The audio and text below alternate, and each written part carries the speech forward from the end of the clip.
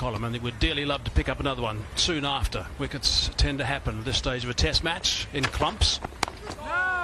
Masood has been terrific, very watchful today. It's been a superb performance from the skipper, really nicely controlled from Shan Masood. I think it could be the last over for Kagiso Rabada, and then they're going to rest him. That new ball will be due not short after the lunch break, and that's when they want him at his ultimate freshness, if they can get him to that state. Shan Masood has stood tall. He has been the key to Pakistan. Deficit just 136 now. We talked about how the goal for Pakistan would have been to make South Africa bat again, and it looks like if they play the way they have so far in the first 70 overs, that could be will become a reality. Cracked that away. He's looking for more than one. Sweep in position, doesn't stop it, dives over the top. So that's gone for 4. It's a good shot from Shan Masood. Yeah, it's an excellent shot. But the agony for South Africa continues, because it's another no ball for KG Rabada. He has really moved well in this innings. There's confirmation of the no ball, number 1. But just look at the position Shan Masood gets himself into, over the top of it and hitting it way in front of square. The velocity of the bat meant it propelled with some speed toward that fence. Quinton Mapaka couldn't hold it back. No! I must admit, I don't like to see the fast bowlers diving like this, Bernard. I like to see the method when you're on the boundary, try and get those legs sliding around, because if you just land badly at that moment, it's easily you can do shoulders. And that's his bowling arm, Quinton Mapaka. So you'll often see the bowlers slide their legs around, and it's probably the best strategy to go for if you're on the fence diving. Exuberance of youth, Sean, do you remember that? Long time ago. Yeah.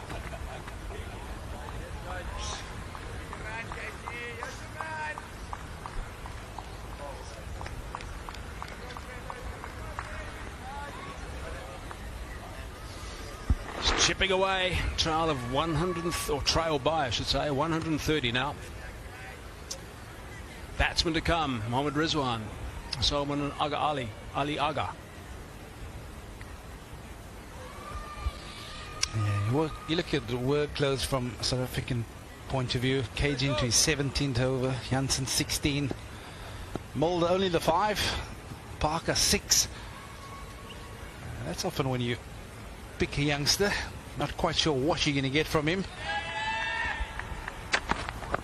I get the feeling that South Africa might want to revert to Mapaka just to bowl a couple of overs. One thing he does possess is a bit of pace about him, so perhaps use the sword ball ploy. In many ways get himself into the game in that way.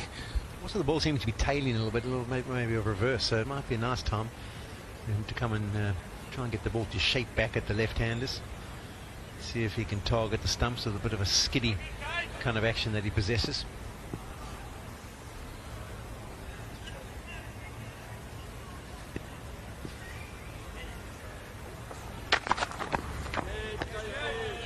Yeah, we haven't seen the best of Mapaka yet. I mean, let's not forget, I mean, it's a mammoth occasion for him to play in his first test match at 18 years of age, but he would dearly love, I'm sure, to string a few really good quick overs, good overs together.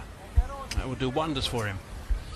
Yeah, I think he's also perhaps reverted away from what has made him so effective and what brought him to this level. What's the highlights package of him the other night? We were swinging the ball back at high velocity at right-handers, and that's perhaps a ploy that you want to revisit, especially at this level. Bit of extra bounce, that delivery. End of the over, 291 for 3. Saw Paul Adams on that list. Remember that when he burst onto the scene. Yeah, the others were a long time ago, Hayes. 1889, 1892, 1899. I see Percy, 20-man Jones didn't get a mention. No, he's not there, is he?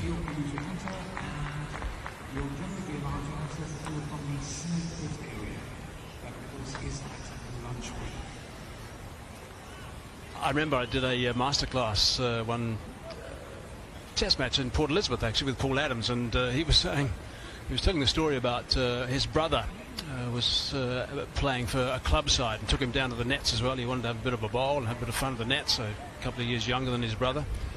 And his brother had a nice, steady, orthodox action, and Paul was bowling, and he noticed that all these guys, after he finished bowling, and every now and then he'd bowl a couple of deliveries, and the guys would sort of be looking at him a little bit strangely, and he noticed there'd be a little snigger, if you like.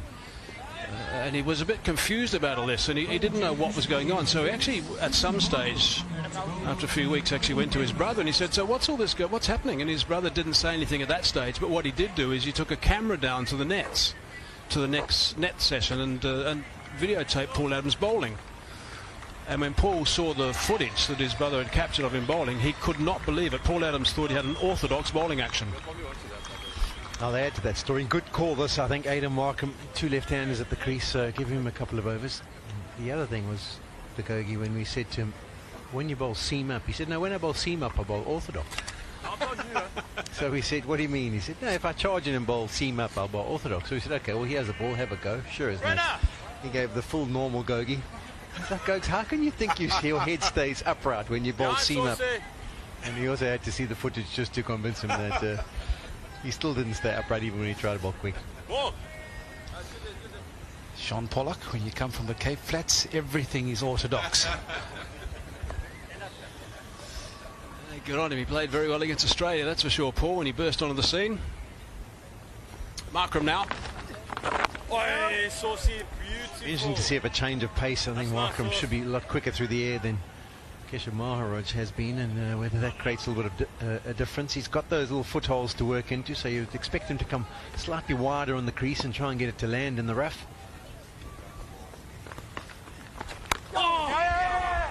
Shah Massoud's got this habit of the spinners of rocking back onto the back foot, so that might just get him in a little bit of a spot of bother with this extra pace now from Markram. Yeah, and I think the one thing that Markram will be after is to get one to turn against Shah Massoud. Just plant that element of doubt. There's no doubt that he'll be eyeing the LBW bold modes of this missile. Aidan Markram with the angle at the left-hander. That man in Pixie, he's been there for some time. He's used to conditions.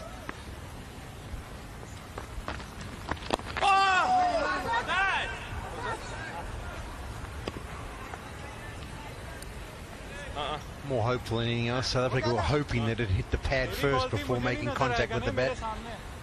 But I think they've turned down the thought of maybe sending it upstairs.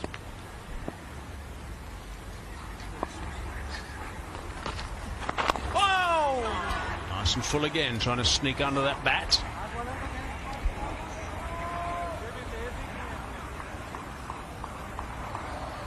He's almost yorked himself here. So it's a kill. And I almost get the feeling that we might just get the one that's going to be a little bit slower through the air for Markram.